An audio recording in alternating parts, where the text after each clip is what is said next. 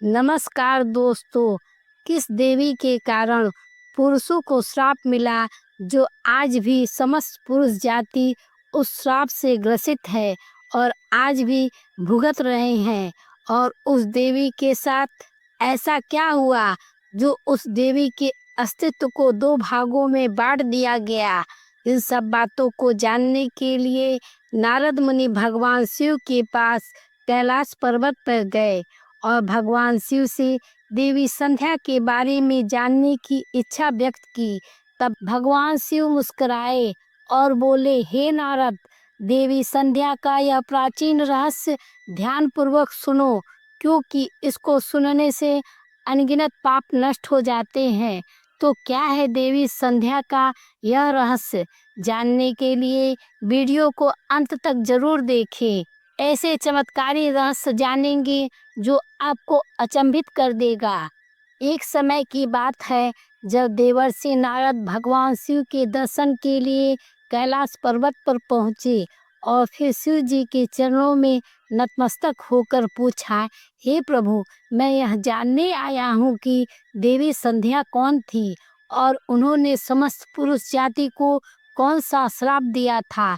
भगवान शिव ने गंभीर स्वर में कहा, हे नारद, संध्या का यह प्राचीन इतिहास अत्यंत रहस्यमय और प्रभावशाली है। मात्र इसका श्रवण करने से असंख्य पाप क्षण भर में ही नष्ट हो जाते हैं। यह सुनकर नारद मुनि की जिज्ञासा और बढ़ गई और उन्होंने विनम्रता पूर्वक कहा, हे प्रभु, मैं इस कथा को पूरी श्रद्धा से सुनूंगा। कृपा करके इस रहस्य से मुझे अवगत कराइए। तब भगवान शिव ने नारद मुनि को देवी संध्या की दिव्य और रहस्यमय कथा सुनाना प्रारंभ किया। हे नारद, जब सृष्टि का आरंभ हो रहा था तब ब्रह्मा जी कमल के आसन पर विराजमान होकर गहन ध्यान में लीन थे। तभी उनके मन में सृष्टि की रचना करने की इच्छा उत्पन्न हुई। जैसे ही यह इच्छा प्रकट हुई, उनके मन से एक अद्भुत त्रिभुवन सुंदरी कन्या प्रकट हुई। उसकी सुंदरता अद्वितीय थी और उसका मोहक स्वरूप देखकर समस्त ब्रह्मांड मंत्र मुग्ध हो गया था। क्योंकि ब्रह्मा जी के मन से उत्पन्न हुई थी, इसलिए वह उनकी मानस कन्या कहलाई। भगवान शिव ने आगे कहा, हे नारद, क्योंकि ब्रह्मा जी ध्यान अवस्था में थे और उसी समय यह कन्या प्रकट हुई थी, इसलिए उसका नाम संध्या रखा गया। जब ब्रह्मा जी ने अपने ध्यान मुद्रा से नेत्र को खोला और उस अनुपम सुंदर कन्या को देखा तो क्षण भर के लिए उनका मन विचलित हो उठा। संध्या का मोहक रूप इतना अद्वितीय और प्रभावशाली था कि ब्रह्मा जी भी उसके प्रभाव से बच नहीं सके और उनके भीतर काम भावना जागृत हो गई। जैसे ही ब्रह्मा जी की ऐसी कुपित दृष्टि संध्या पर पड़ी तो उसका दिव्य तेज क्षीण हो गया। यह देखकर संध्या अत्यंत दुखित हो गई और उस स्थान को तुरंत छोड़कर चली गई। भगवान शिव ने आगे कहा, हे नारद, यह जान लो कि ब्रह्मा जी के मन में किसी भी प्रकार का विकार उत्पन्न नहीं हो सकता था, परंतु प्रभु की लीला अपरंपार है। सृष्टि के प्रभाव को गतिमान रखने के लिए उन्होंने स्वयं ब्रह्मा जी के मन में यह विकार उत्पन्न किया। इस दिव्य लीला के प्रभाव से क्षण भर के लिए ब्रह्मा जी के भीतर काम भाव जागृत हुआ, परंतु इस घटना के पीछे एक गूढ़ रहस्य छिपा है, समस्त मानव जाति के कल्याण की योजना। अब हे नारद, इस रहस्यपूर्ण लीला को ध्यान पूर्वक सुनो।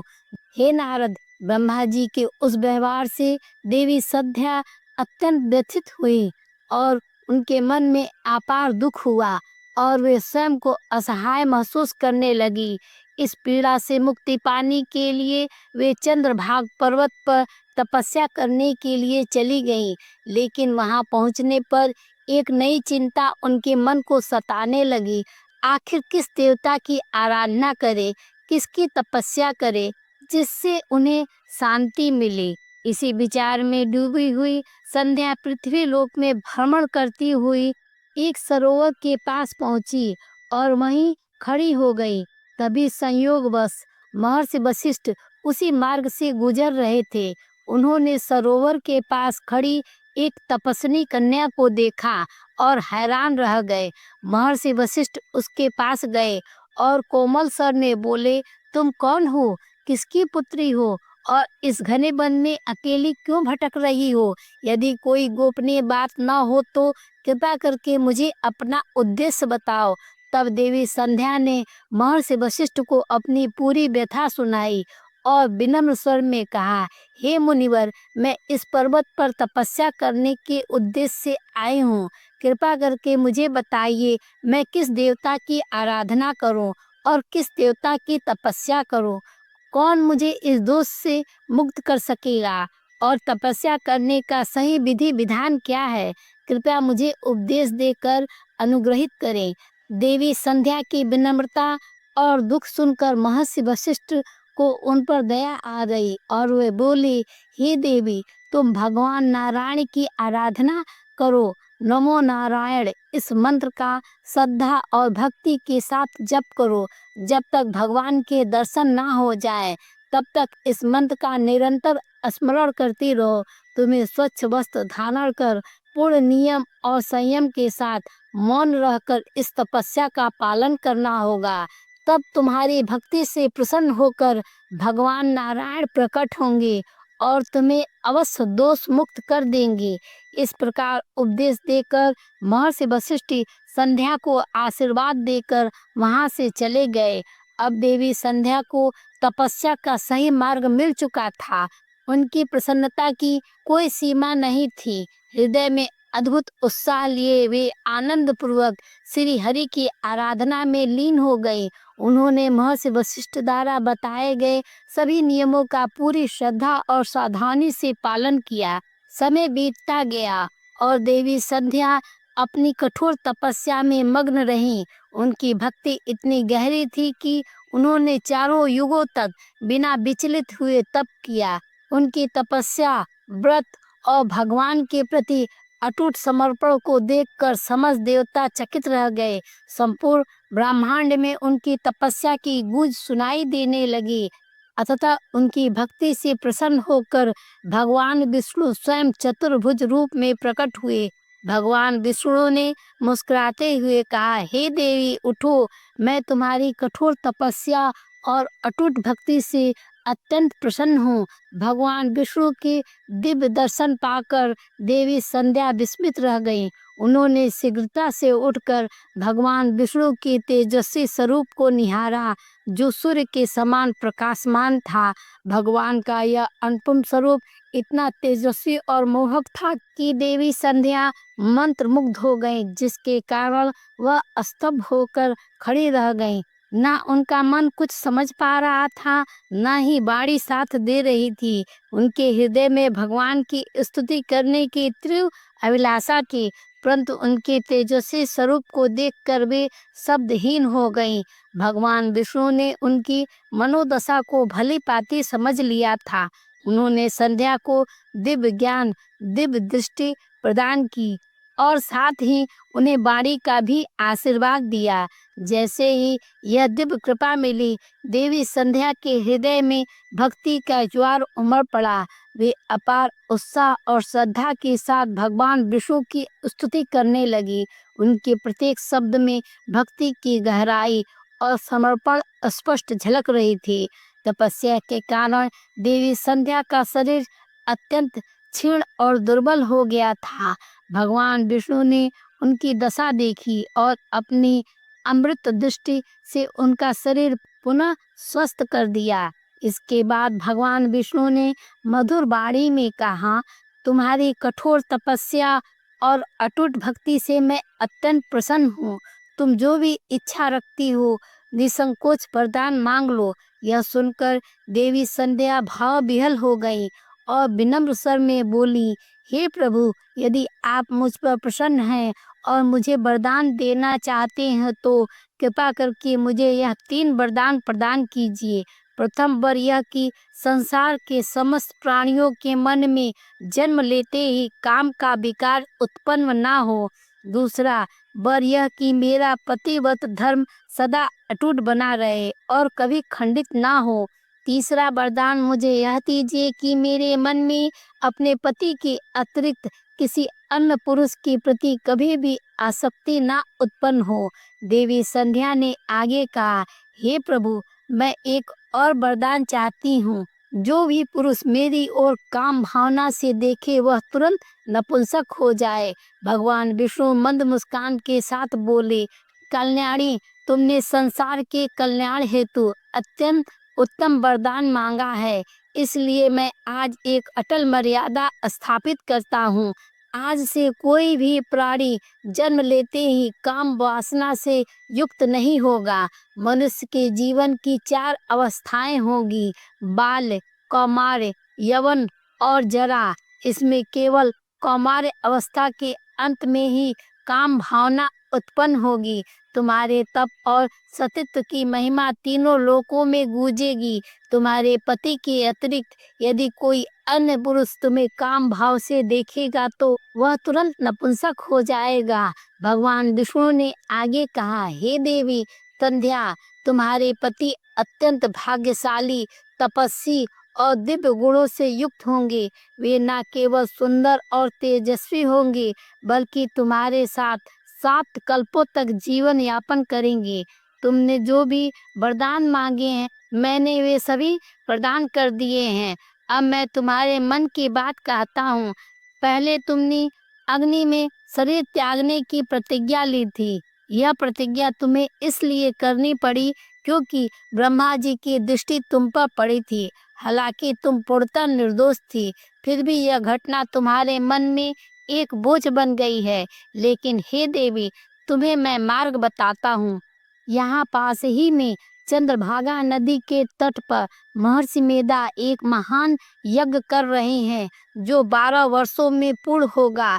उसी यज्ञ में उचित समय पर तुम अपने शरीर का त्याग करके अपनी प्रतिज्ञा पूरी कर सकती हो, परंतु ध्यान रहे वहां तुम्हें ऐसे वेश में जाना होगा कि मुनियों की दृष्टि तुम पर ना पड़े। हे देवी संध्या, मेरी कृपा से अब तुम अग्नि की पुत्री कहलाओगी। जिसे तुम अपना बनाना चाहती हो उसका चिंतन करते हुए तुम यज्ञ की पवित्र अग्नि में अपने शरीर का त्याग करो। इतना कहकर भगवान विष्णु ने अपने दिव्य हाथों से देवी संध्या के मस्तक को स्पर्श किया। जैसे ही भगवान का स्पर्श हुआ, संध्या का शरीर आटे का बन गया। भगवान ने ऐसा इसलिए किया ताकि यज्ञ की पवित्र अग्नि में मांस ना गिरे और अग्निदेव मांस भोगी ना बने, क्योंकि यह यज्ञ समस्त संसार के कल्याण के लिए किया जा रहा था। इसके बाद देवी संध्या अदृश्य हो गईं और चंद्रभागा नदी के तट पर हो रहे यज्ञ के स्थान पर पहुंच गई।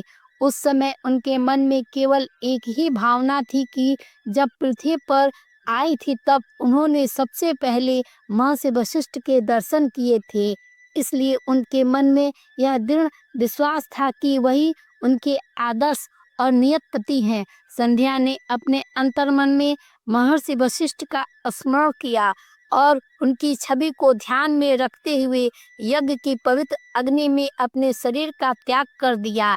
भगवान विष्णु की आज्ञा से अग्निदेव संध्या के शरीर को सूर्य मंडल पर ले गए और वहां सूर्यदेव ने संध्या के दिव्य शरीर को 2 भागों में विभाजित कर दिया और उन्हें अपने रथ पर स्थापित कर दिया।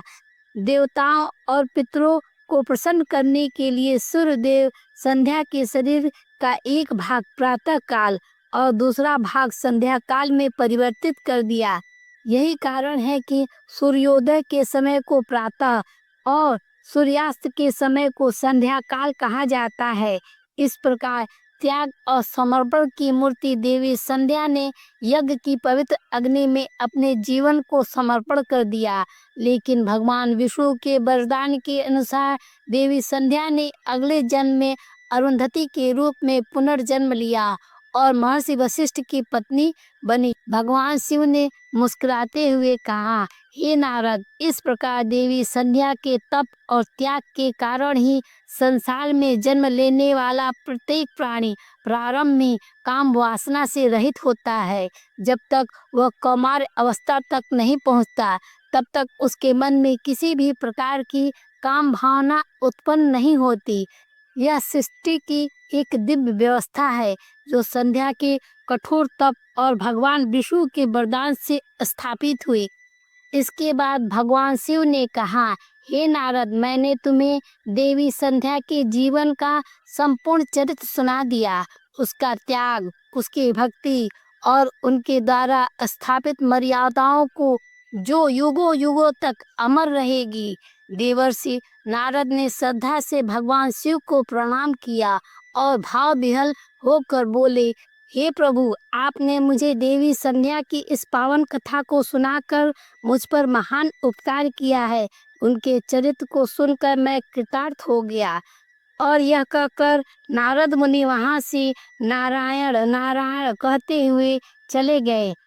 इस प्रकार देवी संध्या का श्राप आज भी समस्त मनुष्य जाति को प्रभावित करता है। पौराणिक कथा आपको कैसी लगी? हर हर महादेव लिखकर हमें बताएं। आप अगली कथा किस विषय पर सुनना चाहते हैं? हर हर महादेव। आपको यह वीडियो कैसा लगा कमेंट बॉक्स में ज़रूर बताएं और साथ ही इस वीडियो को लाइक करें और मेरे चैनल को सब्सक्राइब करके घंटी का बटन दबा दीजिए। भोलेनाथ की कृपा दृष्टि आप पर सदा बनी रहे। हर हर महादेव की जय।